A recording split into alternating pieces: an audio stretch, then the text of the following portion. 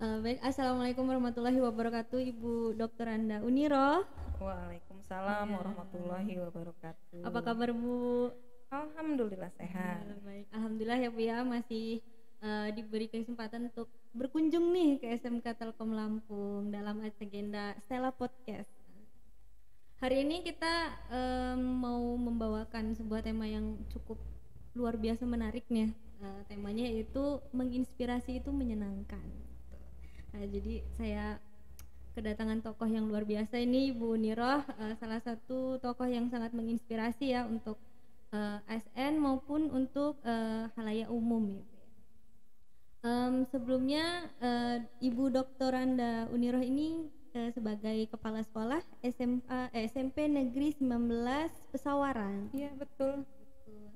Sekaligus yang luar biasanya nih masuk ke dalam top 10 ASN inspiratif tahun 2021 ya Bu ya? Iya.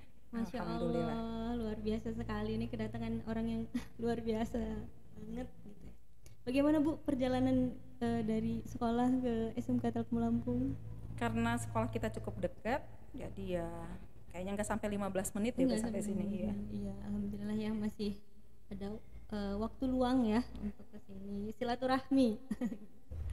Oke, kita akan bincang-bincang santai aja Bu ya. Yang pertama, saya ingin tahu nih Bu, SMP Negeri 19 Pesawaran itu apa aja sih Bu fasilitas yang ada di SMP Negeri 19 Pesawaran? Jadi SMP 19 Pesawaran itu saya ingin sampaikan dulu saya sebelum jadi kepala sekolah di sana memang dari awal saya jadi guru di sana. Jadi waktu saya ngajar di SMP 19 sebagai guru itu saya sudah ikut mewarnai sekolah itu. Jadi dari awal memang karena sekolahnya itu di-image-kan sebagai sekolah yang mendukung kegiatan untuk menyenangkan anak-anak, maka kami pilih eskulnya itu adalah eskul seni, Mbak, itu.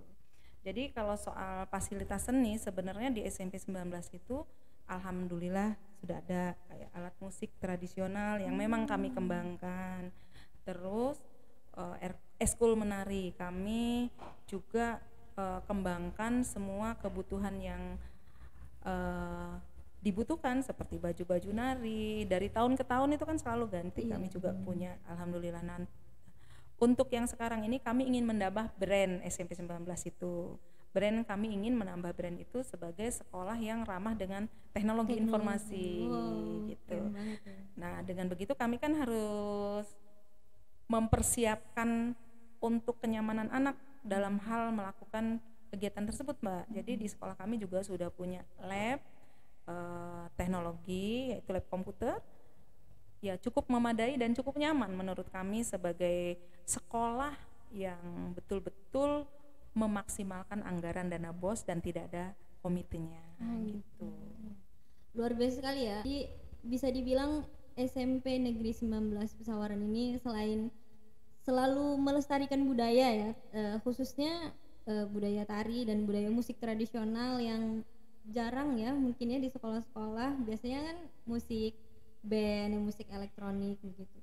Terus juga up to date, pingin banget nih ramah dengan teknologi karena mau nggak mau nih untuk tahun ini dan tahun kedepannya pasti teknologi itu dibutuhkan gitu dan orang-orang yang punya skill dalam berteknologi.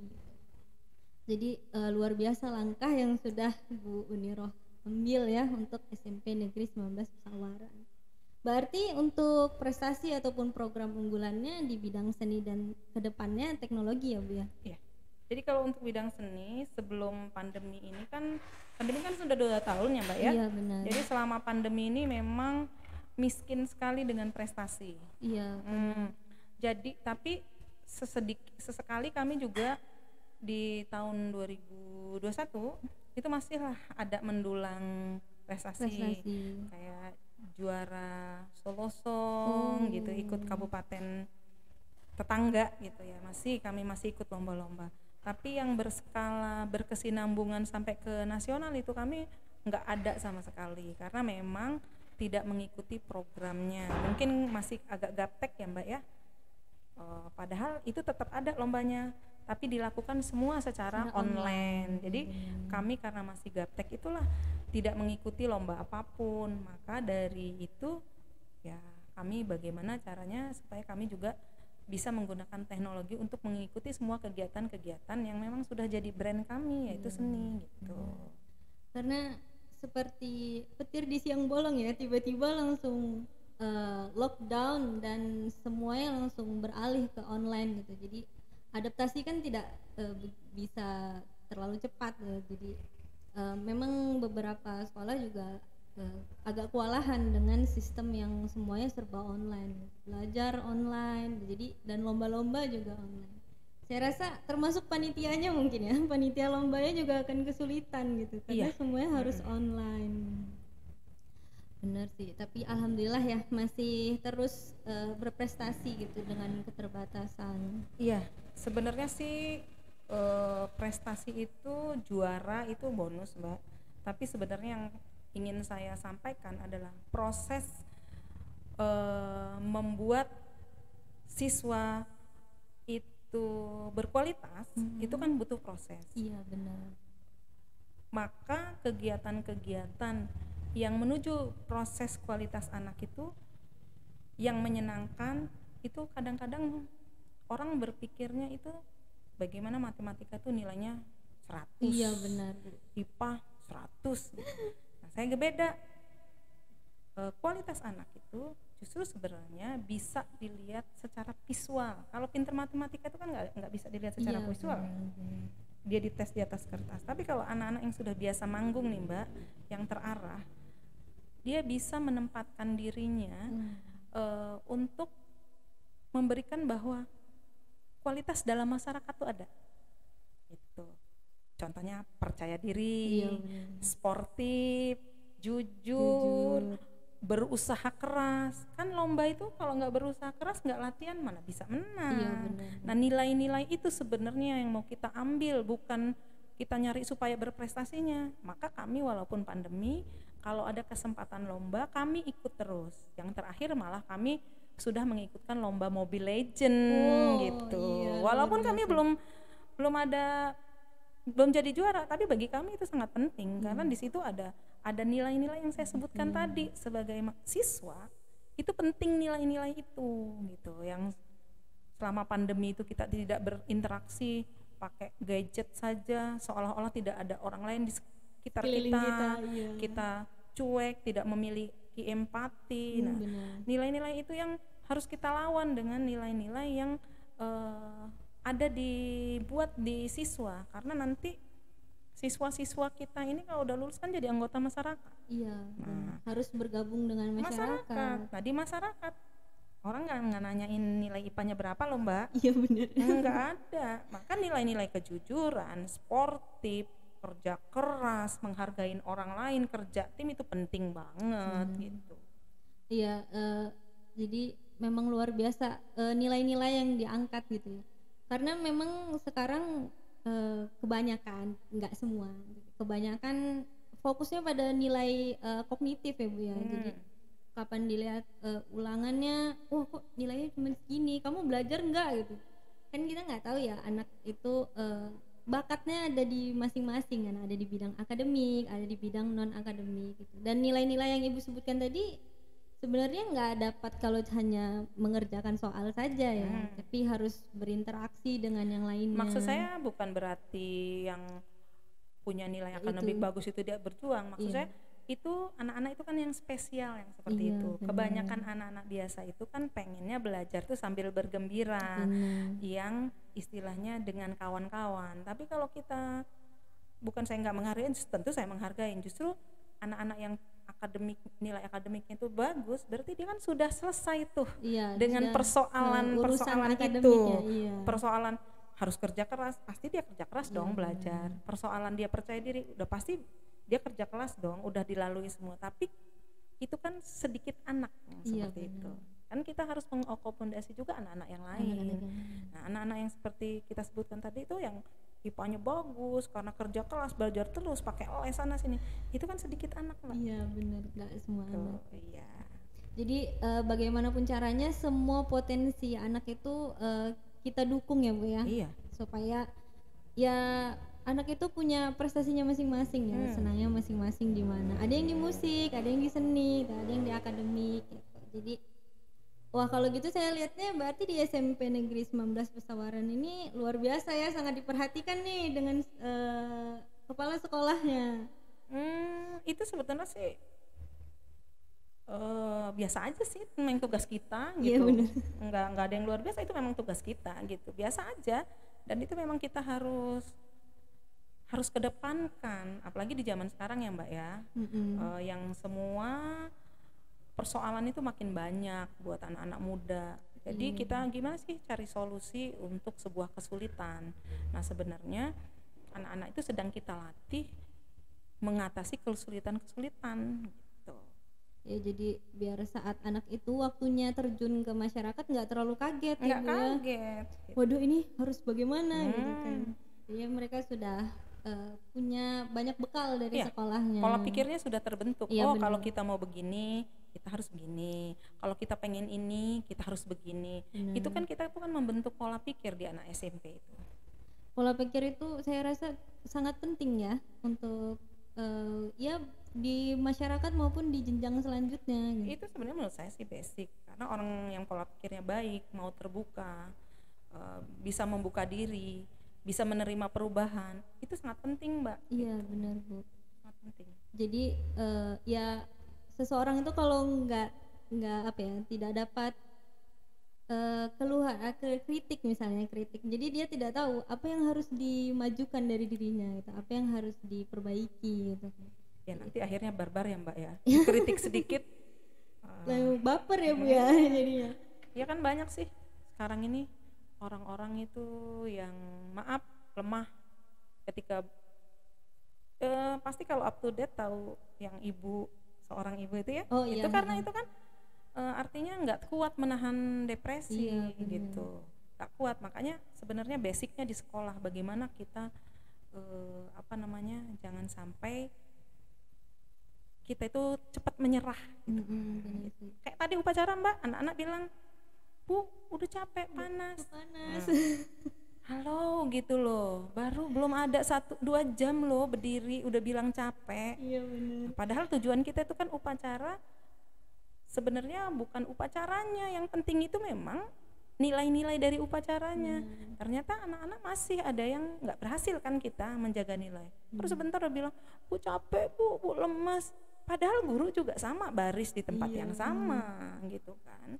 Nah nilai-nilai seperti itu sebenarnya yang harus digali ke anak-anak, diberikan dengan berbagai kegiatan. Jadi mereka mengerti hidup itu harus jujur, hidup itu harus berjuang, hidup itu nggak boleh menyerah gitu kan. Hidup itu harus punya empati terhadap orang lain dan lingkungan. Hidup itu harus punya cita-cita. Maka saya selalu bilang sama anak-anak, orang-orang dekat saya, coba diubah, jangan take and give, Oh iya. but give and take. Iya. Jadi itu yang harus dirubah. Anak-anak sekarang ini semua pengen take dulu. Harusnya kita tuh give dulu. Pasti kamu take seperti apa yang kamu give kan gitu kan. Beri dulu orang. Kalau udah kamu beri kamu pasti bilang terima kasih. Dapat secara tidak dilangsung, secara tidak kita minta, akan datang sendiri. Tapi kalau kita take dulu baru give, biasanya kalau orang mau meminta terus, akhirnya jadi orang yang selalu menuntut. Iya benar Bu. Gitu. Saya nggak cocok kalau take and give. Saya cocoknya give and take. Oke. Give and take ya, luar biasa. Iya jadi itulah permasalahan anak muda kita zaman sekarang. Jadi seharusnya mereka itu tadi pola pikirnya belum terbentuk secara dewasa ya, secara matang. Jadi apa yang masuk ya langsung diserapkan dan disesuaikan hanya sesuai dengan kesukaan diri mereka gitu, tidak melihat sekeliling dan kedepannya bagaimana. Itu mah masalah kompleks kali Mbak ya. Iya. Kita kalau berbicara seperti itu, saya yang sudah tua ini, Mbak yang baru lulus kemarin tuh kayaknya agak gimana gitu ya. Saya pikir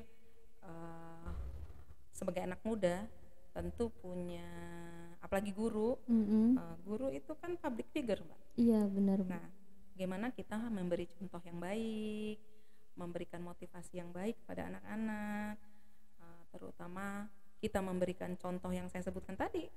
Berjuang itu kayak mana, orang gurunya aja nggak bisa jadi contoh perjuangan, gimana muridnya mau berjuang? Masuk lemes. Iya gitu. Di zaman teknologi gurunya nggak punya modal tentang teknologi. bener. Gimana anak-anaknya nggak bosan? Jadi sebagai guru memang tanggung jawab kita berat. Jadi kita yang punya bekalnya banyak, bukan siswa. Karena siswa namanya juga siswa, belum punya apa-apa. Maka sebagai guru ya kita harus punya bakal banyak. Kayak SMK Telkom ini, brandnya kan memang udah teknologi. Gimana kalau guru-gurunya nggak punya wawasan berteknologi, iya, nggak punya apa namanya basic untuk melakukan seperti visinya SMK Telkom kan seperti itu. Jadi memang itu kompleks. Kalau kita bahas secara general itu nggak akan habis kalau bicara itu. Kita kembali lagi kali ya ke SMP 19. Asik kan ini ya sebenarnya, sangat luar biasa banget, bisa jarang ada orang yang bisa diajak diskusi seperti itu. Baik, untuk kembali lagi yang luar biasa nih, Ibu sebagai kepala sekolah SMP Negeri 19 Pesawaran mendapatkan penghargaan ya Bu, top 10 ASN inspiratif tahun 2021 gitu. Itu waktu saya kemarin mencari tahu, wah luar biasa sekali gitu. Apa, saya sendiri belum tahu nih Bu, apa itu penghargaan ASN inspiratif Bu? Jadi itu kayaknya saya sebenarnya juga tadinya belum nggak tahu kalau ada ajang penghargaan atau award bagi ASN inspiratif. Tiba-tiba saya diusulkan oleh banyak orang untuk menjadi ASN inspiratif. Saya juga kaget gitu. Inspiratifnya saya di mana sih gitu loh. Saya kan guru, ngajar itu bagi saya itu biasa gitu, ngajar siapapun. Tapi ketika diberi penjelasan bahwa bagaimana apa yang kita lakukan itu bisa menjadi inspirasi bagi orang lain sehingga orang lain juga bisa melakukan apa yang kita lakukan dan banyak orang yang bisa menginspirasi, itu akan lebih baik buat negara kita. Nah, ajang itu dilakukan oleh Kemenpan RB gitu. Jadi Kemenpan RB setiap tahun akan memberi anugerah bagi ASN inspiratif. Kalau saya sih cuma top 10 Mbak, yang diberi anugerah itu kan dari 1 sampai 3. Saya stop di 10 besar gitu. Dari 1.600 kalau nggak salah seluruh Indonesia gitu. Itu sendiri menurut kawan-kawan saya itu udah luar biasa karena menyisihkan ribuan orang gitu. Tapi buat saya sendiri itu adalah bonus buat saya, bahwa itu pengakuan bahwa apa yang saya lakukan itu memang harus banyak dilakukan oleh orang lain gitu. Karena memang negara kita ini kan nyempil-nyempil Mbak. Jadi banyak yang tidak terlayani. Dengan adanya orang-orang inspiratif dan menginspirasi, mudah-mudahan apa yang saya laksanakan dilakukan juga oleh orang lain. Benar. Jadi orang lain juga termotivasi ya Bu gitu, untuk melakukan hal yang sama. Benar. Lebih peduli terhadap lingkungan ya Bu ya, dan masyarakat sekitar. Jadi ASN inspiratif itu setiap tahun ya Bu ya dari itu. Oke. Tapi luar biasa, walaupun top 10 dari sekian ribu ya, berarti itu ASN-nya seluruh bidang Indonesia. ya? Iya. Semua bidang. Luar biasa sekali. Berarti dari bidang boleh pertahanan apa segala aja. macam. Luar biasa. Apa sih inspirasinya yang diajukan? Kan saya nggak mengajukan diri saya sendiri, orang lain. Oh, itu diajukan oleh orang lain ya Bu ya? Iya. Masyarakat yang merasakan dampak dari kegiatan tersebut. Wah, luar biasa, berarti saya lihat masyarakatnya ini sudah merasakan nih ya kan masyarakat itu bukan masyarakat pulau, teman-teman dekat kita, atasan kita, pimpinan kita. Nah, alhamdulillah saya itu diusulkan oleh pimpinan. Gitu. Ya, luar biasa. Untuk masuk ke ASN inspiratif sendiri, Ibu melalui program apa ya yang digeluti? Program saya yang diusulkan adalah mengajar di Pulau Tegal. Nah, karena pulau itu sebelum saya datang ke sana tidak ada anak-anak yang bersekolah. Itu. Jadi pulau itu memang sebenarnya jumlah penduduknya itu hanya 37 kakak. Jadi anak-anak di situ belum mendapatkan pendidikan Secara formal. sebagaimana mestinya gitu kan, karena kalau program pendidikan itu kan ada formal ada non formal, Iya, Mbak. benar. Jadi boleh lewat pintu mana saja, yang penting anak-anak itu terlayani. Nah, waktu saya ke sana anak-anak itu belum terlayani oleh pintu manapun, kecuali orang-orang yang punya untuk kegiatan sosial yang temporary saja, Oh, seperti hanya volunteer gitu ya Bu ya. charity Iya, gitu. Tapi benar. untuk mengarah ke pendidikan yang memang sebagaimana semestinya untuk menciptakan karakter yang berkualitas itu menurut saya belum gitu. Jadi saya memutuskan untuk melakukan pelayanan di sana bersama dengan teman-teman gitu, nggak saya sendirian, Mbak. Satu tim ya Bu ya. Iya, saya menggagas, saya menginisiasi, dan saya mencarikan biaya gitu. Wah, sejak berdirinya sejak kapan tuh? Itu saya ke sana itu tahun 2016, September 2016.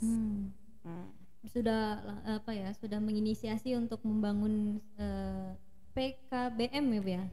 Belum. Oh, belum. Tadinya biasa kita memberikan layanan pembelajaran aja, seminggu dua kali di masa saya libur.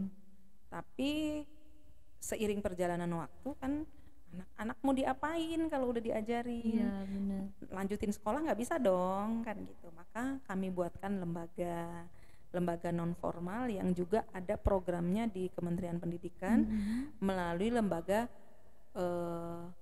pendidikan masyarakat, namanya Dikmas. Nah, di Dikmas itu ada program sekolah non formal yang namanya PKBM, yang selama ini dikenal oleh orang-orang itu sekolah paket C. Oh. Sebenarnya paket C, paket A, paket Iya, B. iya, benar, Sebenarnya sekolahnya itu bukan paket C, sekolah paket A, paket B, salah. Paket A, paket B, paket C itu program sekolah non formal yang lembaganya namanya PKBM. Jadi seharusnya kalau sekolahnya di mana? Di PKBM, bukan di paket C. Iya, benar. Gitu. Berarti setelah nanti lulus dari program PKBM itu ada tindak lanjutnya untuk Oh iya, paket C tadi tuh ya Bu ya? paket A itu setara SD deh, SD. paket B setara SMP, paket C setara SMA. Gitu.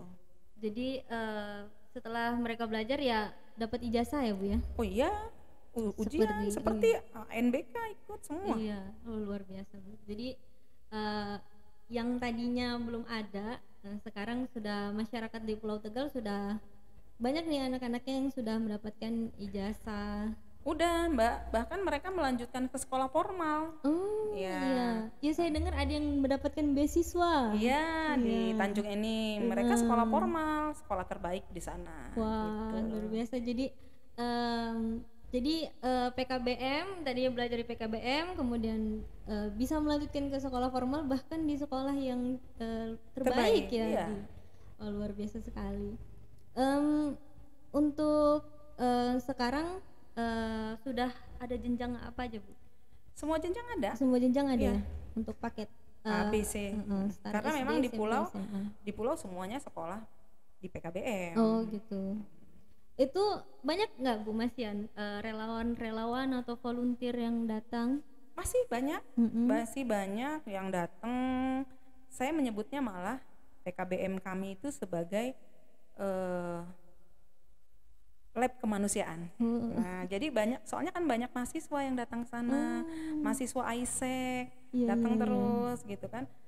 Saya pikir itu bagus sih buat lab mahasiswa untuk mengenal lebih jauh tentang masyarakat yang mungkin tidak dilihat kalau kalian di kota. Iya, sehari-hari nggak terlihat yang seperti itu. Nggak ada lampu dulunya, nggak ada listrik kan gitu kan. Oh iya benar. Untuk pengajarnya sendiri ada pengajar tetapnya atau kalau sekarang mah kita semenjak berdiri PKBM tahun 2018 kami tentu harus punya guru yang stay tetap. Yang stay di sana, yang tetap tapi nggak nginep di sana. Gitu. Artinya guru yang harus melayani di sana karena PKBM itu kan lembaga pendidikan. Lembaga pendidikan harus ada gurunya dan kualifikasi sama dengan pendidikan formal gitu. Jadi kami punya beberapa guru, ada 8 guru yang kami tugaskan untuk mengajar di pulau secara bergantian. Tiap hari mereka datang ke pulau untuk mengajar mereka. Oh, tiap hari ya Bu ya, Tiap hari. tapi bergantian. Mm-mm. Wah, luar biasa ya, tiap hari harus nyebrang pulau nih. Kira-kira kalau nyebrang itu butuh berapa menit ya Bu? Sebentar, 20 menit aja Oh, sampai. pakai kapal itu ya. Ya, tapi mau sebentar atau lama, tapi itu sudah luar biasa, hatinya tergerak untuk mengajar di sana. Iya sih, namanya nyebrang laut mau bentar mau lama, kalau resiko kan sama. Iya, benar. Jebur laut nggak bisa berenang kan gitu. Takut kadang belum lagi harus ngajar, tiba-tiba ombaknya lagi naik atau gimana gitu.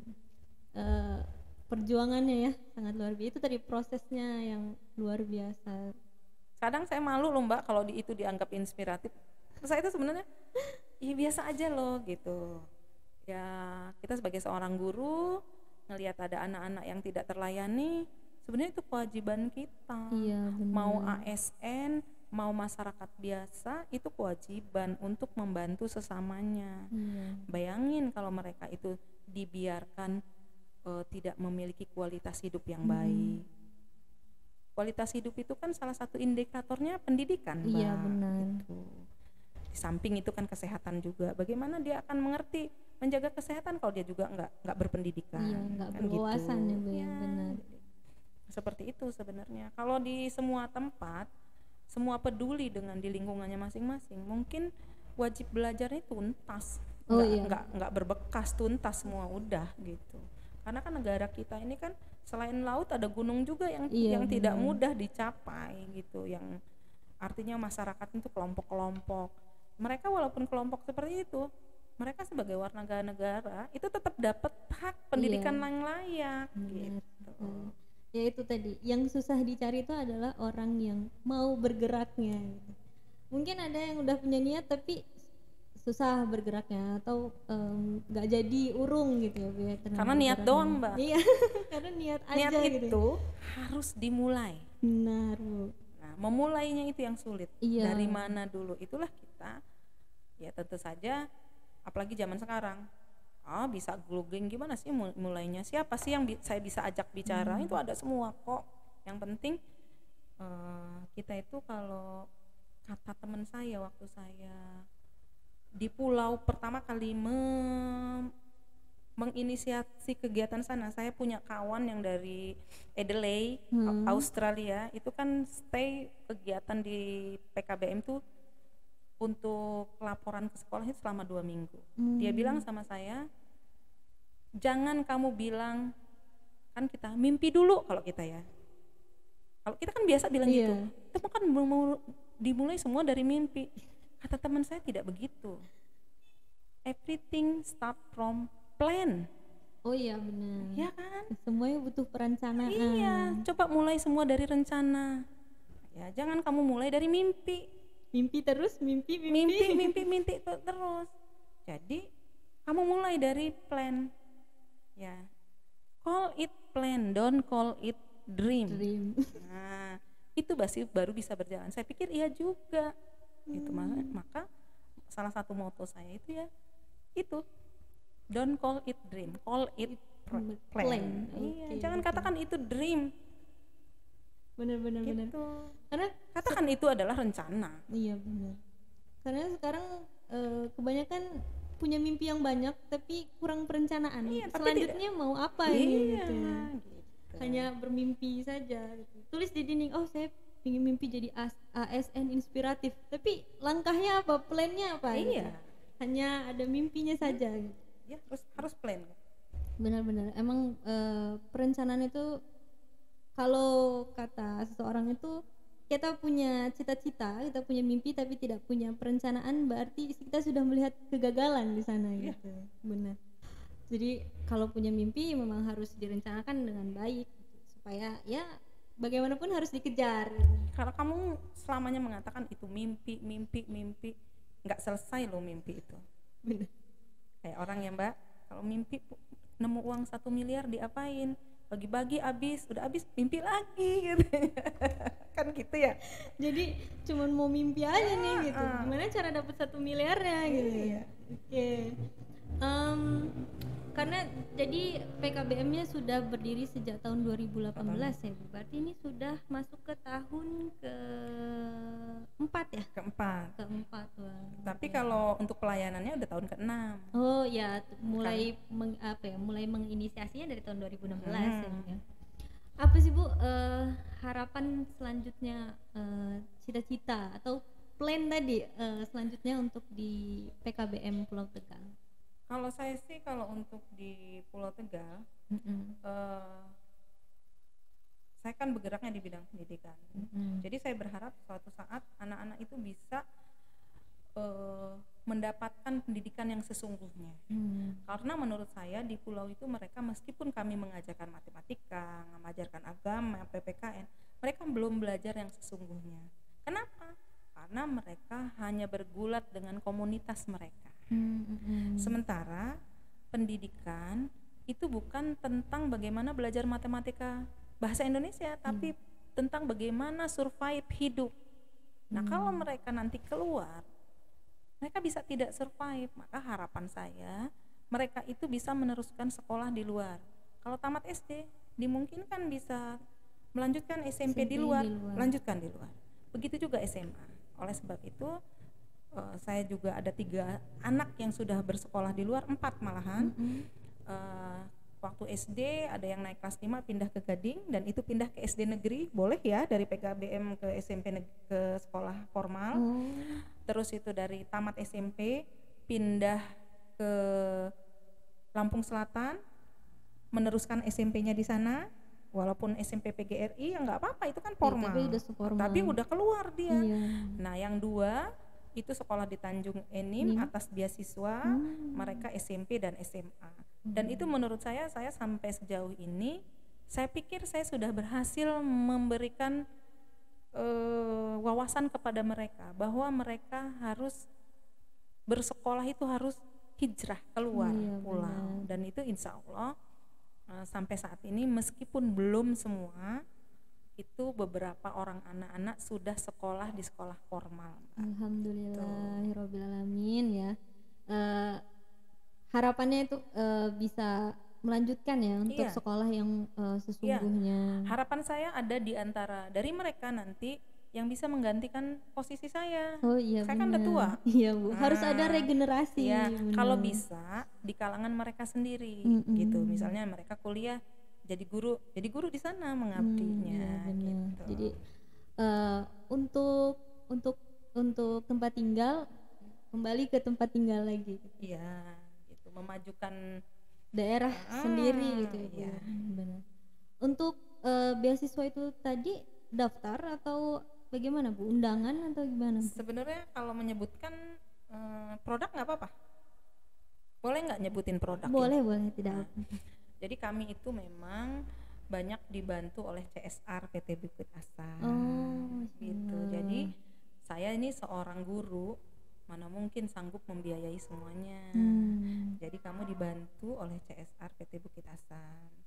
Di antaranya anak 2 yang sekolah di Tanjung Enim itu full beasiswa dari PT Bukit Asa. Masya Allah. Tuh, Mbak. Dan artinya saya sebagai founder berkewajiban untuk mencari sponsor-sponsor sampai sekarang. Bahkan mungkin nanti kalau memang SMK Telkom punya ini, kalau didekan nih sama bapaknya punya program untuk beasiswa, kami titipkan di sini 1-2 orang, kan gitu Mbak. Wah, sudah dilirik ini Bapak Kepala Sekolah. Semoga dari podcast ini juga ada ya yang tahu, sekaligus promosi ya Bu ya untuk sponsor di PKBM Pesona Pulau Tegal gitu. Jadi yang orang-orang yang dermawan atau lembaga-lembaga yang ingin memberikan beasiswa kepada siswa-siswa keluar pulau dari PKBM Pesona Pulau Tegal. Masya Allah, sudah ada nih beberapa yang lanjut sekolah di luar pulau. Iya, dengan bantuan CSR. Iya benar. Selanjutnya Bu, untuk ini kan Ibu saya menganggapnya ya, mungkin beberapa orang-orang juga menganggapnya ibu adalah tokoh yang inspiratif gitu. Karena tidak semua orang nih Bu bisa sampai di langkah yang sudah ibu geluti sekarang gitu kan. Ya itu tadi, kebanyakan hanya ada di angan-angan dan mimpi gitu. Plannya belum berjalan seperti yang sudah ibu jalankan. Ibu punya tips atau motivasi nih untuk anak-anak muda ya, terutama yang harusnya lebih banyak bergerak gitu, kemudian dan untuk ASN yang lainnya juga gitu, karena supaya lebih peduli terhadap masyarakat gitu, karena kan kita tidak hidupnya tidak sendiri gitu kan, ada tetangga-tetangga kita atau yang lain-lain yang perlu kita perhatikan dan butuh bantuan gitu. Gimana? Kalau saya sih Mbak, sebenarnya di pulau itu saya pikir itu adalah gerakan hati dari Allah. Allah itu ingin membantu orang-orang pulau lewat saya, sehingga saya diberi kemudahan dalam menjalankan kegiatan tersebut. Karena tanpa hati kita nggak mungkin ada di sana. Nggak mungkin Mbak. Iya benar. Tanpa hati. Maka yang menggerakkan hati itu Allah. Jadi saya merasa bahwa saya diutus oleh Allah untuk melayani anak-anak sana gitu. Kalau itu dulu yang kita bangun gitu, bahwa kita hidup itu memang harus saling tolong menolong. Mudah-mudahan kalau kita sudah punya niat baik, Allah bukakan hati kita untuk orang lain. Dan bukan saya yang hebat Mbak, bukan saya yang punya perhatian, enggak, itu semua digerakkan oleh Allah ya. Jadi kalau buat saya, buat anak-anak muda yang artinya jangan berpikir abis kuliah saya ngelamar kerjaan kemana nih ya, kan seperti itu terus. Dari udah mulai nih pragmatis ya Mi, uang. Saya harus mulai daftar kemana ya, saya bikin surat lamaran yang banyak kemana-mana. Nggak salah, betul, karena memang tujuan kuliah kita itu memang salah satunya bagaimana kita survive dalam hal finansial. Iya benar. Tapi jangan lupa bahwa finansial itu bisa kita dapat dengan mindset yang lain, dengan mindset give then you will take. Oh iya benar. Iya kan? Take tadi. Iya. Kalau kamu bisa memberi dulu, kamu nanti mendapatkan. Gitu. Maka saya berharap sama anak muda banyak-banyak berbuat kebaikan. Iya benar. Jangan banyak-banyak mengharapkan kebaikan, tapi banyak-banyak berbuat kebaikan. Nanti kebaikan itu akan kita dapatkan dengan jalan yang berbeda yang tidak kita sangka-sangka. Iya benar. Nah, jadi nanti tamat kuliah, jangan saya mau ngelamar di mana, saya mau ngapain nih? Saya mau mengabdi di mana nih? Bukan, saya mau ngapain nih? Apa yang harus saya lakukan nih? Lihat dulu sekitar. Kalau memang Anda tinggal di kampung terpencil yang memang membutuhkan diri Anda mulai berpikir apa sih? Pendidikan nggak ada. Pemerintah itu memfasilitasi loh hal-hal seperti itu. Cuman kadang-kadang kita nggak tahu jalannya. Kita PKBM, kita dapat kok BOP dari pemerintah. Saya tadinya nggak tahu Mbak, PKBM itu apa, saya tidak tahu sama sekali. Yang saya lakukan adalah saya melayani mereka. Sudah, selebihnya itu tuntunan dari Allah ke sini loh, dengan bantuan teman-teman yang baik juga. Setelah kita memberi pada anak-anak pula, ternyata kita mendapat banyak perhatian dari orang. Bu Uniroh ke sini, Bu Uniroh ke sana, Bu Uniroh begini. Itu saya buktikan, kita memberi itu tanpa berpikir apa-apa. Masya Allah ya. Jadi ya sebenarnya kemudahan-kemudahan atau rezeki yang kita dapat ya, mungkin itu dari buah dari kebaikan-kebaikan kita juga ya Bu ya. Iya, contoh Mbak, sekarang kan turun nih akhlak. Oh iya, krisis. Mahasiswa itu kan di kampus banyak sekali kegiatan keagamaan. Tapi berpikirnya tuh coba lihat adik-adik kita yang di sekolah itu. Mbak, di SMP itu, Mbak nanti kalau tanya sekolahan, 40% tuh nggak bisa loh Mbak ngaji Mbak. Saya tes di SMP 19, tes belajar membaca sholat aja, ini mudah aja yang Bacaan sehari-hari. sholat, iya. Kalau kita sama-sama orang muslim nih, kalau kita mau memberi nih pada anak-anak, kenapa enggak mahasiswa itu bergerak Untuk mengajarkan mengajarkan itu, ya, Bu, itu? Dan itu banyak lembaga loh yang punya kepedulian dengan gerak-gerakan tersebut.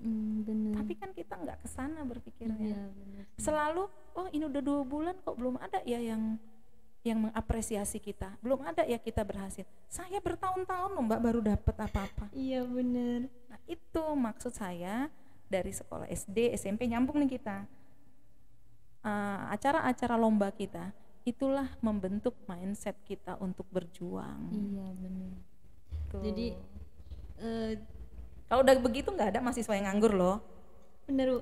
Semuanya pasti punya rencana ya, mau Soalnya ngapain. mahasiswa itu merasa menganggur kalau tidak bekerja di kantor, kalau Iya. tidak dapat uang bulanan, Kalau tidak jadi Itu, pegawai kalau tetap. tidak ada pegawai merasa nganggur mahasiswa. Kalau saya enggak, itu. Jadi sebenarnya itu mindset kita tentang bekerja, enggak harus seperti itu. Iya, gitu.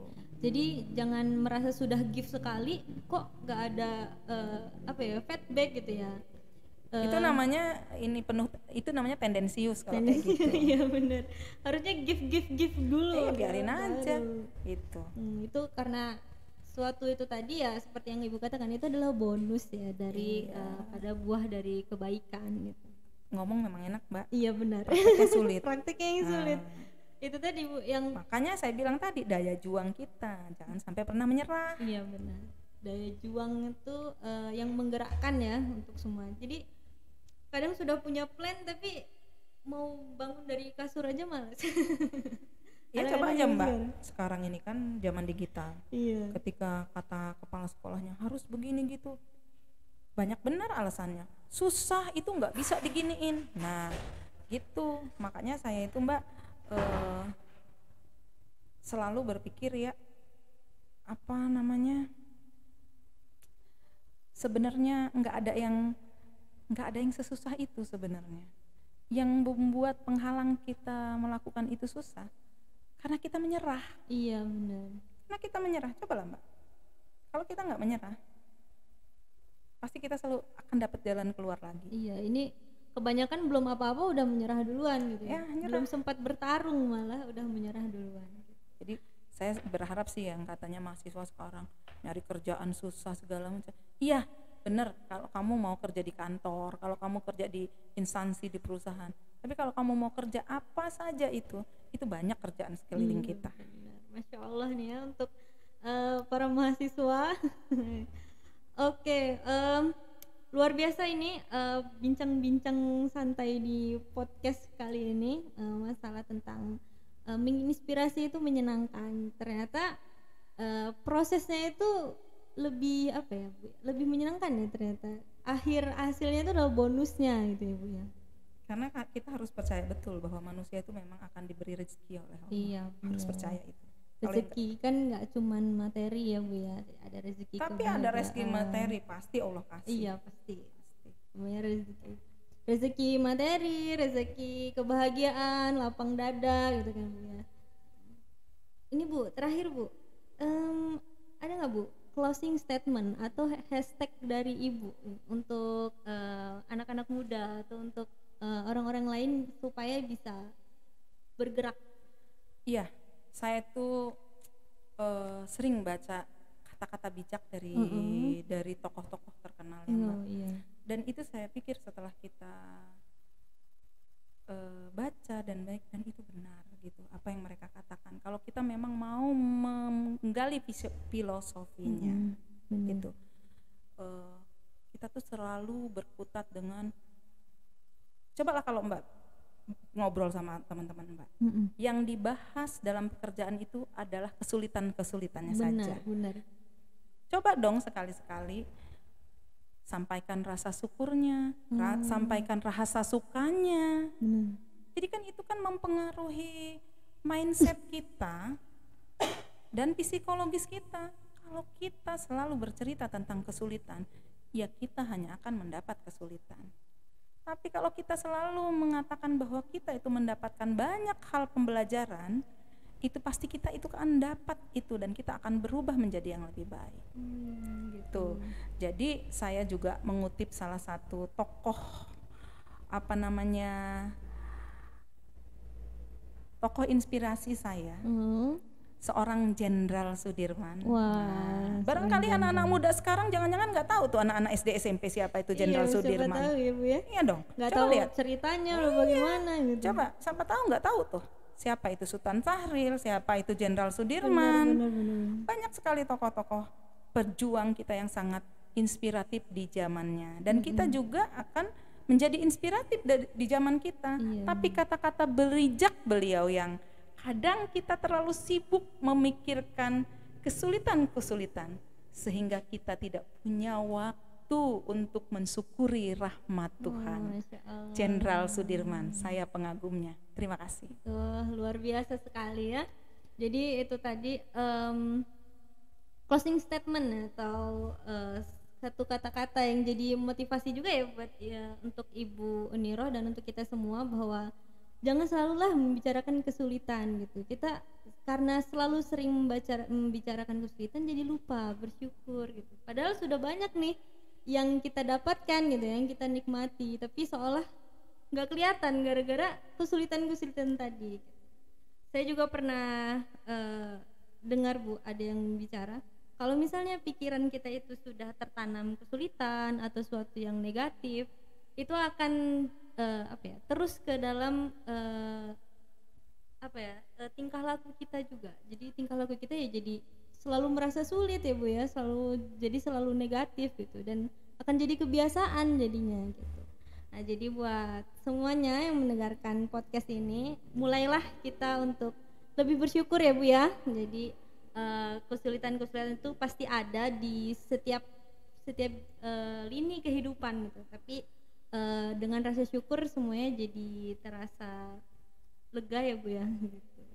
Oke, terima kasih untuk Ibu Uniroh, luar biasa sekali pembicaraan kita kali ini, banyak sekali mindset yang saya dapat juga, pembelajaran untuk saya dari Ibu yang sudah banyak kegiatan dan banyak yang digeluti gitu, bahkan sudah ada yang luar biasa berkontribusi untuk masyarakat gitu. Semoga yang lain-lainnya termasuk saya juga itu mulai tergerak nih untuk meneruskan perjuangan dari Ibu Uniroh dan yang lainnya gitu. Terima kasih banyak Ibu sudah mau berbincang dengan dalam Stella Podcast ya Ibu ya. Semoga jalinan silaturahmi ini terus berlanjut gitu ke depan. Amin. Sekian dulu dari Stella Podcast pada hari ini. Saya akhiri ya Bu ya. Wassalamualaikum warahmatullahi wabarakatuh. Waalaikumsalam warahmatullahi wabarakatuh.